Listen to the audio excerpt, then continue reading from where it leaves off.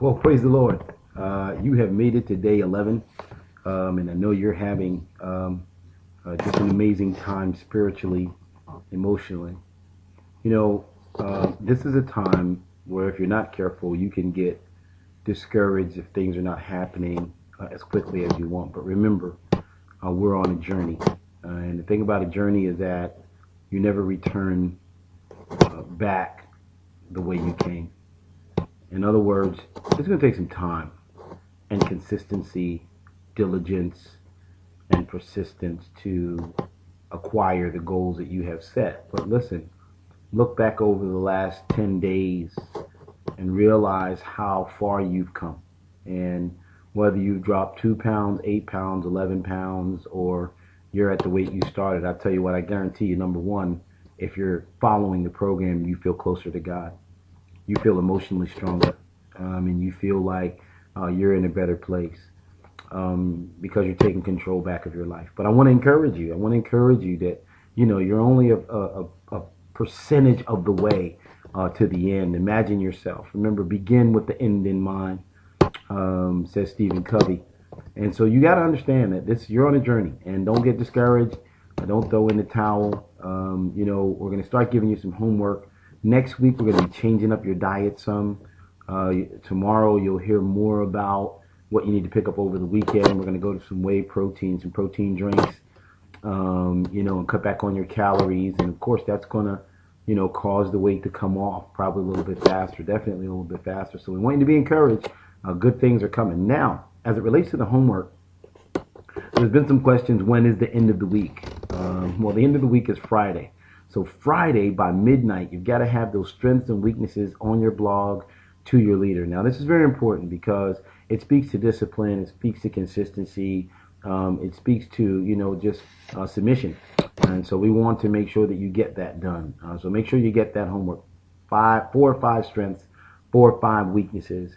As it relates to the weaknesses, we want you to write down how those weaknesses are stopping you from attaining your goals. I want to give you a quote from Thomas Paine. He says, "The harder the conflict, the more glorious the triumph. What we obtain too cheap, we esteem too lightly. 'Tis dearness only that gives everything its value." And so Thomas Paine is saying that when you don't work for something, you don't appreciate it. And so my dad used to say, anything worth having is worth working for, and you get out of a thing what you put in. Listen to Seneca. The good things of prosperity are to be wished, but the good things that belong to adversity are to be admired. So I want you to be real focused as it relates to, the triumph of your human spirit. There's something very powerful inside of you that will keep you going when the other things say not to keep going. And you have to continue to push forward. I'm laying out my sermon series for the month of resurrection, and we're just going to use the theme arise. The idea that there's so much strength in you that you can arise and overcome anything. Maya Angelou, wrote a poem, and again, I rise, and she outlines all of these things that she arose from. And in you is the power to succeed, the power to overcome, the power to become. And you're doing it day by day. We're in this thing together. You're not in it by yourself.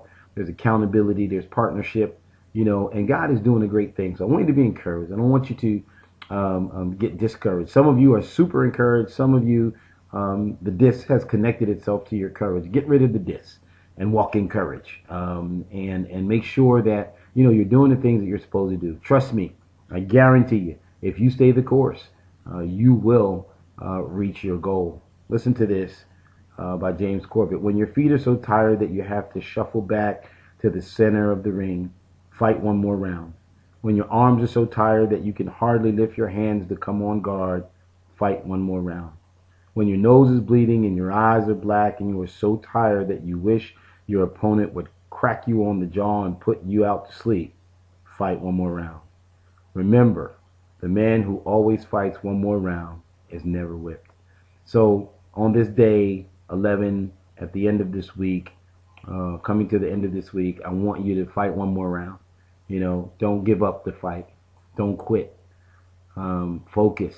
Commit. You can do it. Hey, listen. Make sure you're just doing, the basic things that are laid out in the program.